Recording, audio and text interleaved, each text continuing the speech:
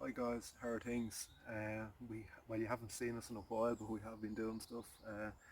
And basically, in the last little while, I've broken 3 ribs, so I haven't really been out and about. Well, I've been out and about, but I haven't been doing videos for YouTube. I suppose I could have done videos from my sitting room at home, but that's just not my thing anyhow. So we're out today and we're covering the topic of flint striking and using a striker. So just to dispel a couple of myths. Firstly, you cannot strike use stainless steel. You cannot use the back of a stainless steel knife to develop some sort of a spark from a hard stone. If you are getting sparks, it's because there's iron pyrite in the stone. It has nothing to do with the blade. So it's effectively the back of your blade on a knife, on a carbon steel knife. When you hit it with a stone, that stones are measured in hardness in the same way a knife is measured in Rockwell hardness, or steel is measured in Rockwell hardness. Stones have their own scale called the mole scale, and once you go above 6.5, 7, you will produce a spark with steel. Now, it's the steel that makes the spark, okay? So the stone or whatever implement is hard enough to cause a spark when you strike it. You won't do that with stainless steel, but you will scratch a ferro rod. So the ferrocerium rod with stainless steel, if it's any sharp object, will give you sparks of the ferrocerium rod. So we're going to do something today that's a little bit different. I have a little bit of tinder here anyhow. This is my well used trusty silver mint char making tin. And what we have today is a piece of ceramic. It's just a broken plate, okay? And we're going to try and create sparks with that, because my feeling is the ceramic won't be over 7 on the mole scale, but I have a funny feeling that the glaze will be. Okay, so we're going to give it a shot. Now, every time I do a video and it's about flint striking, I have to tell you about one thing. When I was about 15 or 16 years of age, I got a shard of flint in my eye. So be just very careful anytime you're using flint or anything like that to keep it away from your eyes, because it is actually very painful. So we're doing everything in the traditional fashion. Now the thing about it is, if we manage to get sparks with this, what you have to remember is the sparks are not going to be as intense as you'd get with a flint or chart or whatever, because we're only going to get the sparks from, it's only the glaze portion that's going to have that hardness to do it. So let's give it a shot and see what happens. We're getting sparks anyhow. I can see them, although they're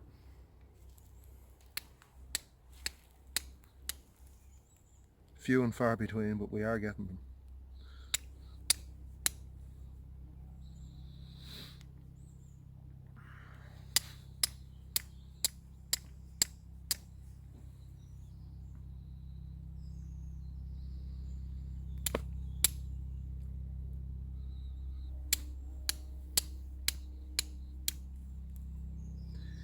Like I said, this is never to be a replacement for flint, but if you're stuck and you can find a piece of glazed ceramic,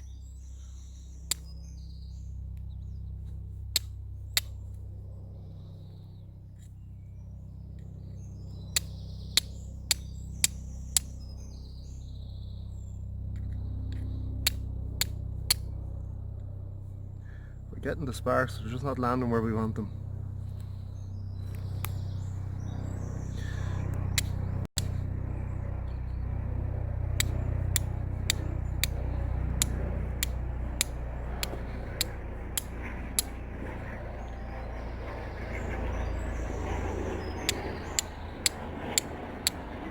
So we're just going to stop here and I'm going to continue on just until I get a strike here, because it'll make a very boring video, but I'll come back to you in a second.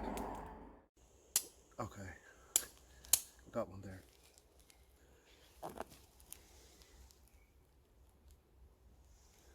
Okay guys, so I'll be honest with you, it's very tricky, but it's doable.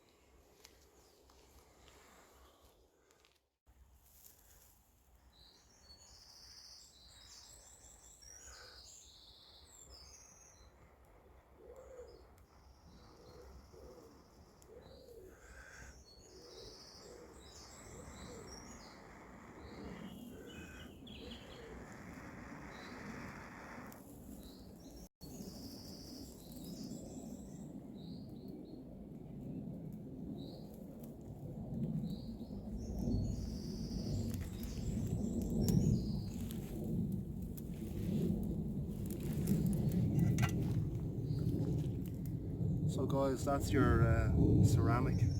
Now, just a couple of observations on it. You're only getting it on the glaze. You can see the glaze is chipped off here. Now, it's a lot more difficult than it is using a flint stone, but it is doable. And you're not getting high quality sparks like you would off. I don't know if you can get up close to that. You can see that they're not plentiful, the sparks, and they don't seem to be as hot of a spark that you get. So it's difficult to get it, but there you are. It is doable. It probably took me about 5 minutes to get a viable spark to land on a bit of char cloth. So guys, it's just an option, and it just goes to show how important it is really to be carrying a carbon steel tool rather than stainless steel. It's really important. It just gives you so many options. Fire being so important, you know, it's just silly not to have a carbon stool, whether it's 01, A2, 1095, whatever. It's silly not to have that last ditch option for gaining some sort of ignition. Right guys, we'll see you soon. Thanks for dropping by.